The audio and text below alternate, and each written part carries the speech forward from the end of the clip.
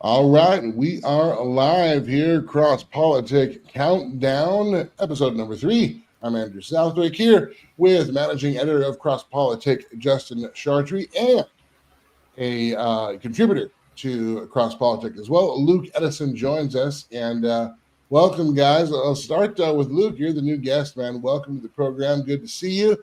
Everything treating you okay? It's been a busy week. We got a lot to cover, but we'll get the pleasantries out of the way here.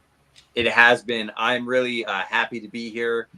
Glad to jump on this end of things from having written a good bit with CrossPolitic. Love this team and happy to get into the topics today. Right on. Justin, I know you've been under it all kinds of ways. 6 waves from Sunday this week. Are you really ready for? Because I mean, there is hype and tragedy and all kinds of stuff. Hopefully, we can make some sense and provide some hope. But you doing all right this week? Yeah. I'm just trying to duck and dodge through all the things that are going, but happy to be here and definitely shed some light on some things and get some people some information.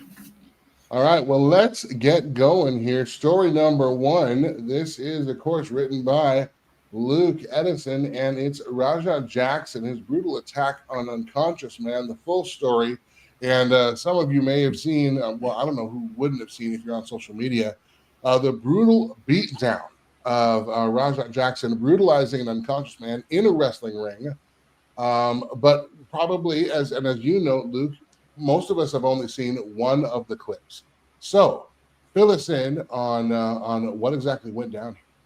That's right. So I'll try and fly you guys through this situation. What you have to remember first is that you've got really 2 primary groups at play here. One group is performers, actors, stuntmen. These are known as pro wrestlers. These are like people from Raw, WWE, or in some of the lesser known organizations like Knox Pro Wrestling. So that's one group, and the intent for their organization is to entertain. It's not to actually fight. It's to look like they're fighting, but to entertain. Then you have another group, which is MMA fighters, UFC fighters. Rajah Jackson and his team, some of his team was present with him that night. These are actual trained combatants. Many people have called them like modern day gladiators. These are people who are trained in how to hurt people, in knowing when to hurt people within specific bounds of a sanctioned bout, and when enough is enough. So we need to kind of keep those 2 separate categories in mind when we're dealing with these groups here. Then what happened here is really we see that the group of performers was met by Rajah Jackson and his team, who attended the performers of this pro wrestling bout with Knox Wrestling. And one of the performers, not the fighters, this is again why these 2 groups are very specific and important to remember. One of the performers saw a camera, saw Rajah, knew that he was a minor celebrity who had been invited to the event. They were going to do what's called a work. A work is like a storyline. It is where the performers, just like when Tom Cruise and Henry Cavill fight in Mission Impossible, they're not actually enemies shooting at and stabbing each other. They are doing a work for a movie or for a TV production. Same thing with pro wrestlers. They're doing a work. They see the cameras. He crushes a can, not a bottle, not a glass bottle, a can on Rajah Jackson's head to do a work, to build the storyline for the story that they're going to do later that night as the cameras follow the storyline through to the fake fight in the pro wrestling performance. What we see happen next is that Rajah Jackson, who is, remember, not a performer, he is a fighter. He is an MMA fighter with a professional record, trained by his father, who I believe is not only a UFC superstar, but I believe he is a Hall of Famer in the UFC, Rampage Jackson. Trained by his father, Rampage, and Rampage's team. Rajah gets upset by this. He gets the can crushed on his head, and Rajah, up until here, we're all good, right? We understand. Simple mishap that happened. You have a performer who thought that the fighter was also a performer. And in the moment, actually, that's exactly what's said. We see the team members say, hey, man, he's not a worker, which is another word for performer or a wrestler. They say, hey, what are you doing? He's not a wrestler. Rajah gets upset. The man who crushed the can on his head, performer Psycho Stu, apologizes. And for any normal person, the story would end there, right? Guys would shake hands. We'd go our separate ways. and it would all be good. But what happens then, as we see on live stream, Raja Jackson records himself premeditating an attack. He says, I'm going to humble this man. I'm going to show him that he can't bounce a can off my face. I'm going to hit him for real. He says things like this on live stream. He's recorded pacing in a fit of rage. And when it comes time to perform, not fight, but perform, Raja Jackson attacks this guy, knocks him unconscious, mounts him, and lands over 20 straight shots to the guy's face. And the rest is really the fallout from that situation. You mentioned now. It is incumbent, and I do feel it incumbent upon me as being a lifelong WWE, WWF not only fan but connoisseur, if you will. I must say that you mentioned the difference between a work and then a shoot would be the real thing. So when you're talking about shooting, that's a real fight. So this was a work that turned into a shoot. But even in those works, I mean, those guys are trusting their bodies to the other, whether the other performer, the other wrestler, the other fighter. And so you have Psycho Stu probably assuming that this is, as you said, this is going to be a work. So he's trusting his body to Raja. I mean, there's a reason why, first of all, MMA and UFC, they don't fight 3, 4 times, 5 times a week like WWE or pro wrestlers do. That's one of the reasons why pro wrestling, you're not actually going to pummel somebody in the face because they need to work the next night. You want to keep making money. MMA, UFC, just like boxing, you have months off in time to heal from these things. Right. The different contexts. So you've got Psycho Stu trusting Raja in that moment and completely getting blindsided to the degree. I think I've got an image here of the hospital. Let me bring this up here on the screen. It's down a ways a little bit, but he ended up unconscious for a little while. Here he is. There's Psycho Stu there in the middle of that tweet, conscious from the hospital bed there. Justin, I'm curious, what do you think resonated with CrossPolitic readers about this story? Because CrossPolitic News, you wouldn't think that the cartoon world of pro wrestling and the world of UFC would have too many intersections, but apparently it struck a chord. Yeah, and Luke does a good job of tying this all together at the end of the story. The sad reality is again, so something that we talked about last week is people are just looking for ways to incite rage into the conversation and violence and those kind of things, and so there's a racial component to this, and especially when you look at some of the responses that were found on social media where people were, and I should say people were trying to make it a race issue when in reality this is just an issue of a young man, Raja Jackson, who is, filled with, his own hype and his own pride and rage, and takes it out on a man who is, not intending to create this situation.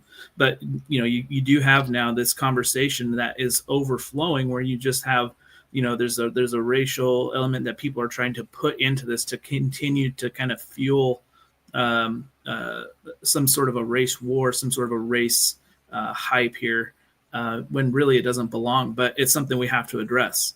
A similar story that was brought up in the article was Carmelo Anthony, killing a young man at a track meet last spring. Those kind of things are tragic. They're terrible stories, and they're stories of human depravity, of sin, and the effect of it in our world. These are not just issues of black versus white. They're not at all issues of black versus white. They are issues of, again, hatred in the heart of man. Well, I think both of you underscored it well. I mean, we really live in an age of outrage, and that while that is one example of that, I want to move forward to the next story, and this is again more this age of outrage. Story number 2. And one thing that you notice too, there is a premeditation to this. Luke, you walked through Raja's premeditation to what he was going to do.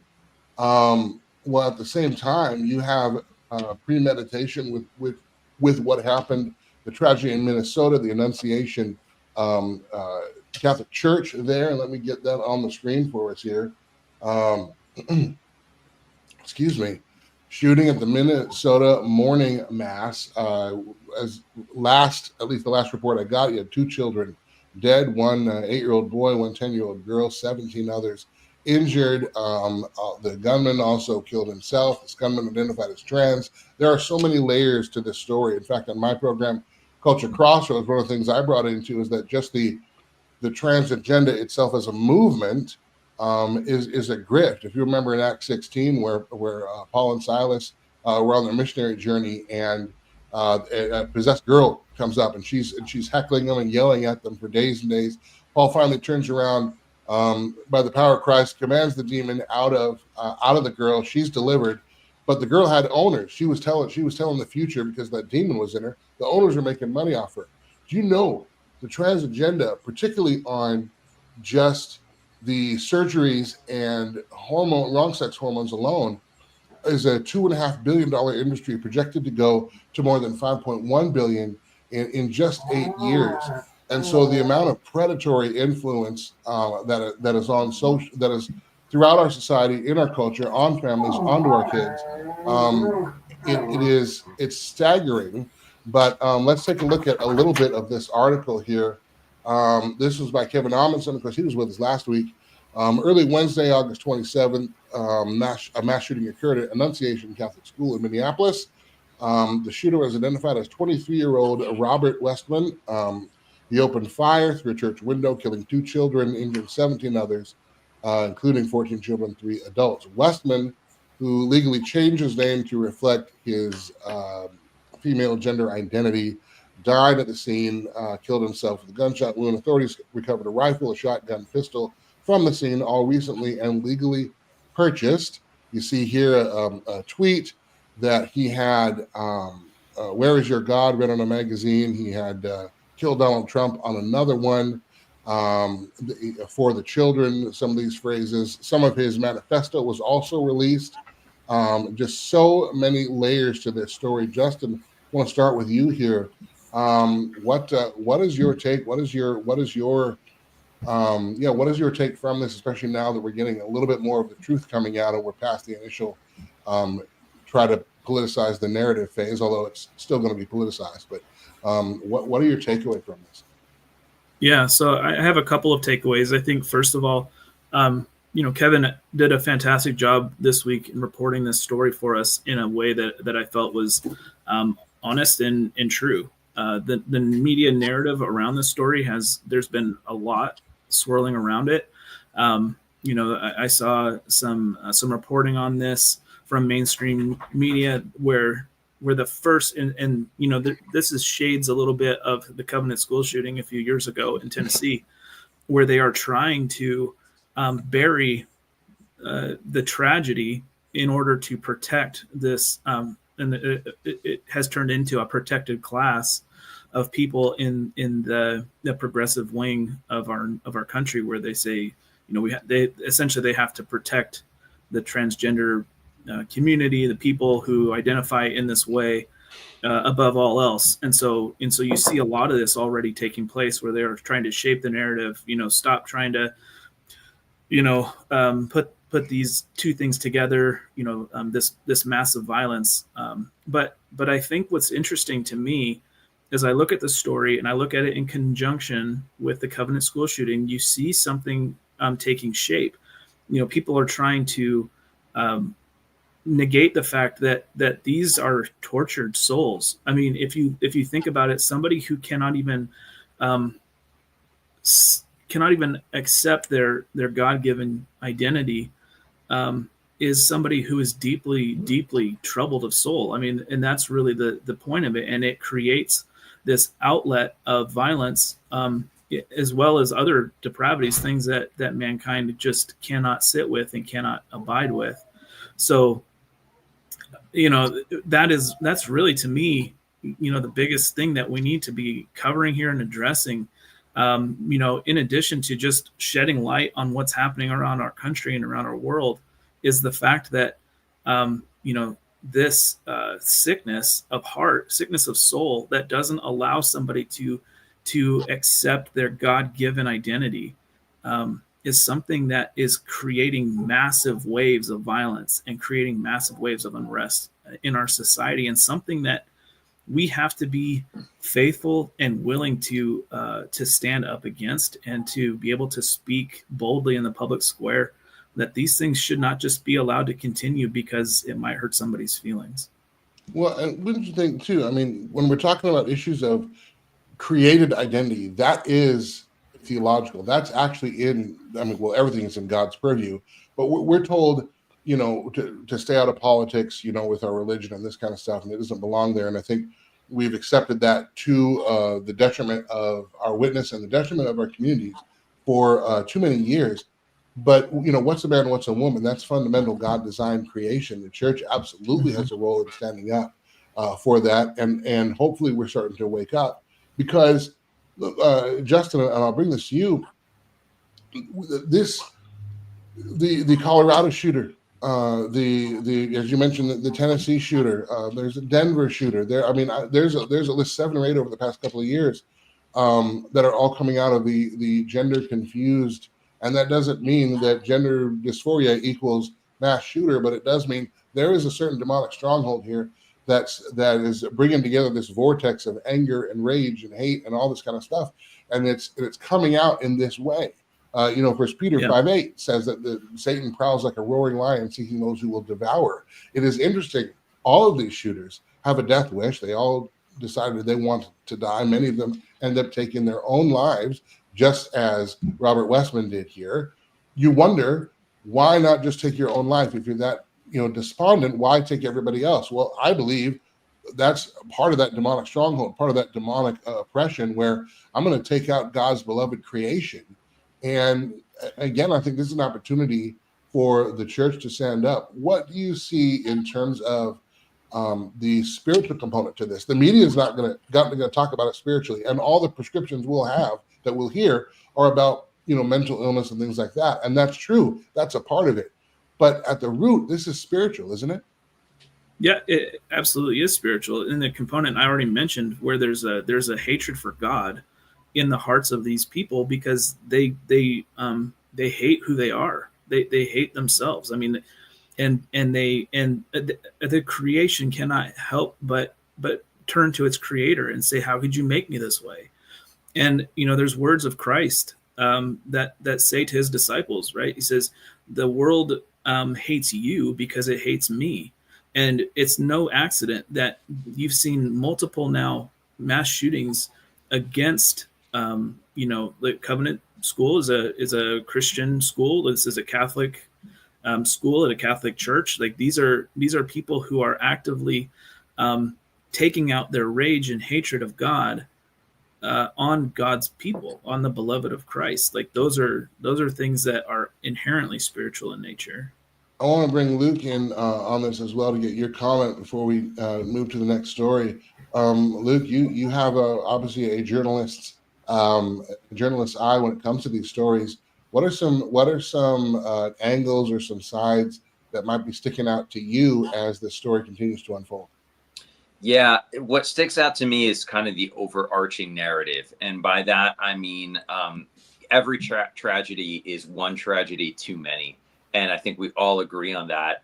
But when you start to kind of peel the onion and you start to look behind it, you start to see that there is a very clear, I guess in military terms, what might be called like a targeted campaign or a targeted strike effort that, as was just referenced, was largely meant to target the Christian church. You have Catholic churches, you have Christian churches being burned, you have Christian schools being shot up, and very frequently by the same perpetrators of a similar mindset and of a similar ideology. Again, as Justin said, that doesn't mean everyone who is of, whether it's left of center or trans, that doesn't mean everyone there is a violent killer. But what it does mean is that there's a targeted pattern. And the last thing I'll say here from a big picture narrative is, if this were basically any group other than the Christian church, everybody would be acknowledging it. everybody. If this was a recurring incident against Buddhists in America or a recurring incident against Hispanics in America, I can say as a mixed race minority myself, whether it's a religious or an ethnic minority, everybody would be owning it. The fact that it's Christians is the reason that, as again was referenced previous to this, Christ told us the world will hate you, and remember that they hated me first. So I think that from a narrative perspective, that is worth keeping in mind. And it does matter, especially as you hinted at, from a journalistic standpoint. I think we have to have the guts to own it for what it is. Yeah, and again, I mean, every aspect of this, I think, is key to being covered, and it does say a lot, as you mentioned, Luke, what doesn't get covered, what doesn't get pointed out, especially when you see a pattern of this over time, really shows you what's at the foundation. Justin, I'd like to, if I could, I want to switch one of the stories. Is that okay? From Yeah, 3 absolutely. to 4, because I think coming out of this, the controversy right before the Minnesota shooting was the burning of the flag, and President Trump issued an executive order. Now criminally punishing those who would burn the American flag with 1 year in prison, and no less than 1 year in prison. Of course, this inspired much outrage. Again, speaking of outrage, and really pieces from all sides. The constitutionality of this is a big question, and then there were other quote unquote, well, there's a man right now in prison for burning a rainbow flag, and is that, are we being hypocritical on one flag to another, so on and so forth. We have an article here. Let me bring this up as well from CrossPolitic News. Again, all of these are available at crosspoliticnews.com. Flag burning exposes fake conservatives and libertarians. This from David Fowler. President Trump's executive order directs the Attorney General to vigorously prosecute those who desecrate the American flag and pursue litigation to clarify the scope of the First Amendment in this area. And this certainly touched a nerve. An excellent summary from what I've read, this being the author here, about Trump's order, is a statement made by the Foundation for Individual Rights and Expression. The chief counsel said, President Trump may believe he has the power to revise the First Amendment with the stroke of a pen, but he doesn't. Flag burning as a form of political protest is protected by the First Amendment. So then here are a couple of questions and answers. Is Trump making a law? No. Obviously, the executive branch can't make a law anyway. But U.S. Code 18 U.S.C. 700 is called the Flag Protection Act of 1989, and Trump has ordered the Department of Justice to enforce this law. Is the law unconstitutional? It is true. U.S. Supreme Court v. Eichmann. There's also U.S. v. Johnson out of Texas from 1989. That's actually the landmark case on this. You had, I believe it was Antonin Scalia was the 5-4 vote on that 1989 Texas v. Johnson case, which said that burning the flag is within constitutional protected rights because it's it is an expression, and the act of burning something is not necessarily terroristic or arsonistic or antagonistic of any way. It's the expression of the message that people don't like. That was Scalia's interpretation of that. He ended up being the deciding vote in 1989. Let me start this one with Luke. Luke, is Trump wading into unconstitutional waters when it comes to enforcing such a statute? No, I think the clear answer is no. And I would really encourage people to check out David's article.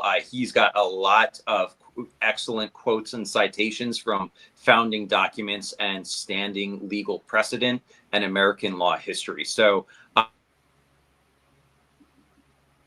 excuse me there. Sorry, guys. I just had a glitch. But he's got some great citations there that I think you should absolutely read over. But one other angle that I want to touch on for this is this is not news to Trump's supporters.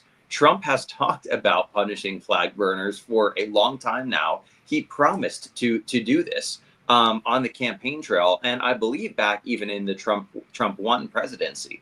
But I know I've heard this talking point and these promises for months, if not years, before he was president. So the idea that this is kind of like something that was dropped on the American people, and this is something unprecedented that none of us knew would expect, and now he's just burning down the Constitution, it's entirely false. So as far as the constitutional argument goes, again, I'd highly recommend the piece by David to go ahead and read that. But just also keep in mind that Trump was very transparent about his intentions with this. People did vote for this, as you'll probably see trending on Twitter, hashtag did you vote for this, or is this what you voted for? The answer is yes. Trump was very transparent about his intentions, and this is what was voted for.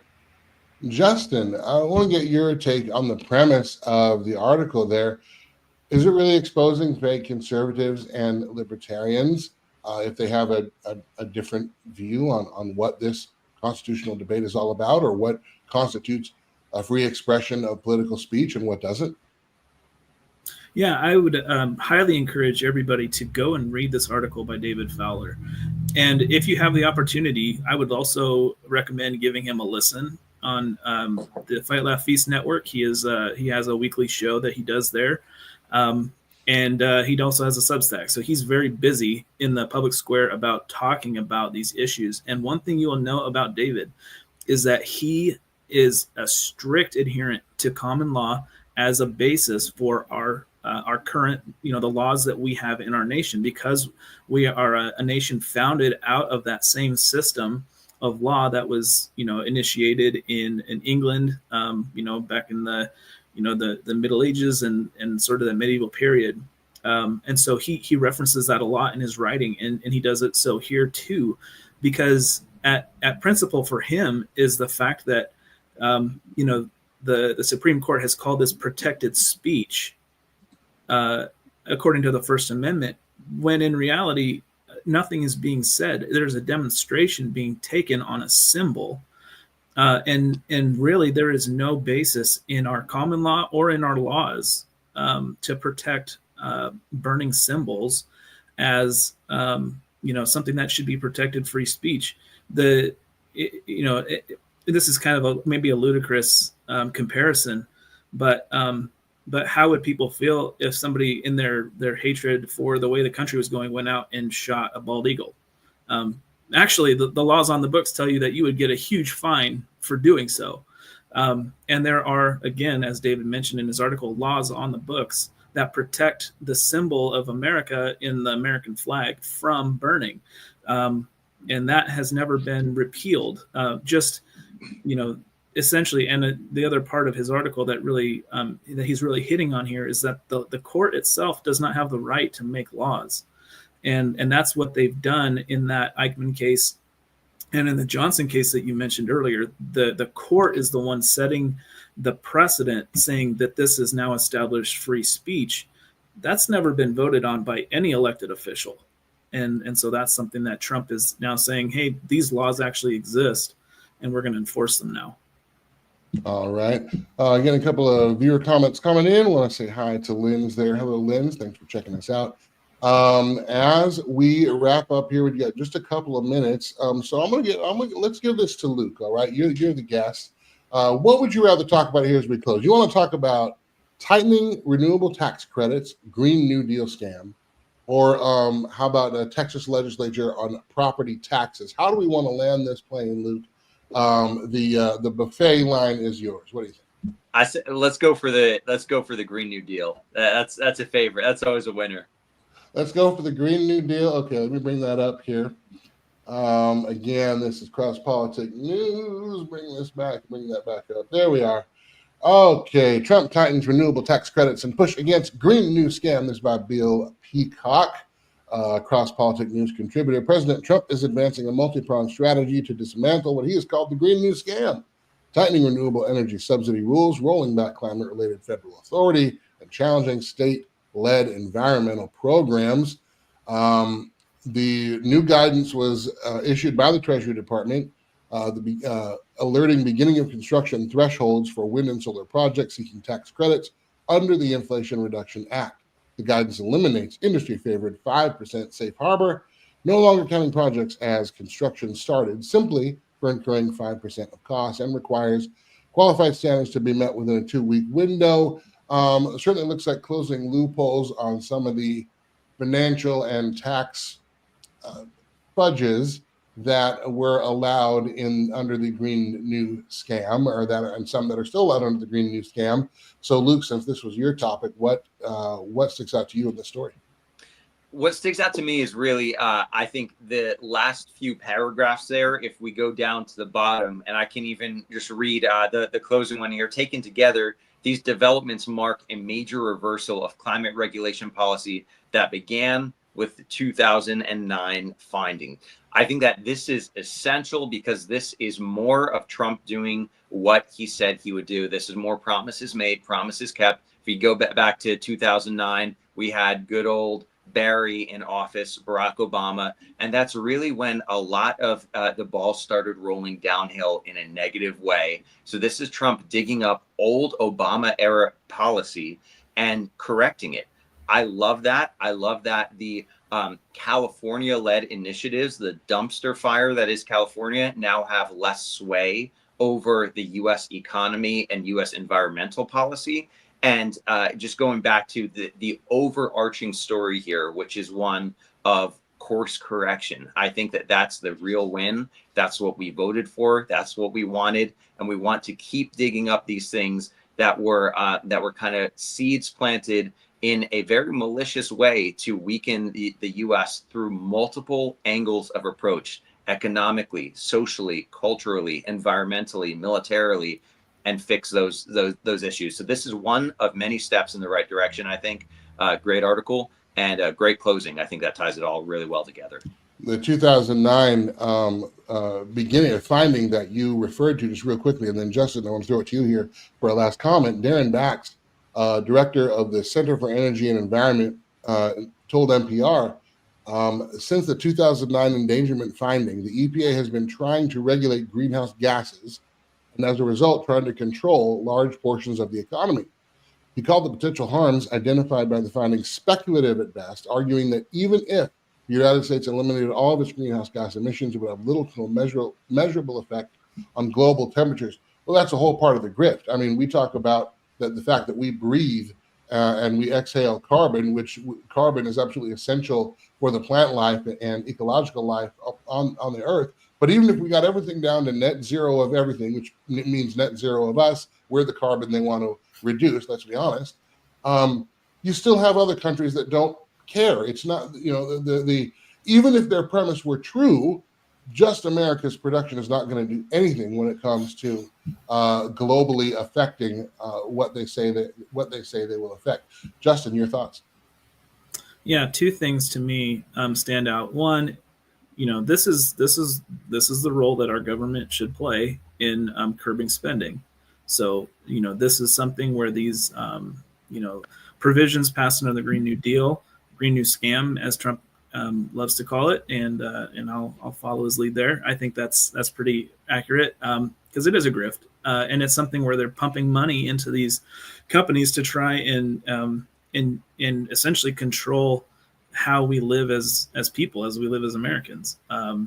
So that's kind of the first thing. Is it's good to see these things being curbed, so we're not just dumping money into this grift. The second thing is the reason this is such a big topic now is because this is touching on an idol in the hearts of many Americans. The environment, that crusade for environmentalism and those kind of things, is something that has the hearts of millions of Americans. And the more that these kind of studies come forward that show that all these things that they're trying to accomplish with these deals and laws and whatever else they're trying to pass, it produces nothing. It just shows the hubris of man that we think we can control the global weather patterns. We can control everything that happens. Things that the Bible clearly states that God is the one who is over the waters, right? God is the one who made heaven and earth. He is the one who he breathes and there's wind. There's so much to be said for how the hearts of man have turned away from their creator, and to themselves to regulate his creation, when in reality we just need to be seeking God and doing whatever we can to take dominion and live in that in the most responsible and faithful way that we can. All right. Well, with that, that's going to do it for this week's edition of the CrossPolitic Rundown. Thanks to Luke Edison for joining us here. We look forward to having you back on very soon. And of course, to Justin Chartree, managing editor. I'm Andrew Southwick. Thanks to you for being with us on this episode. We will see you next week.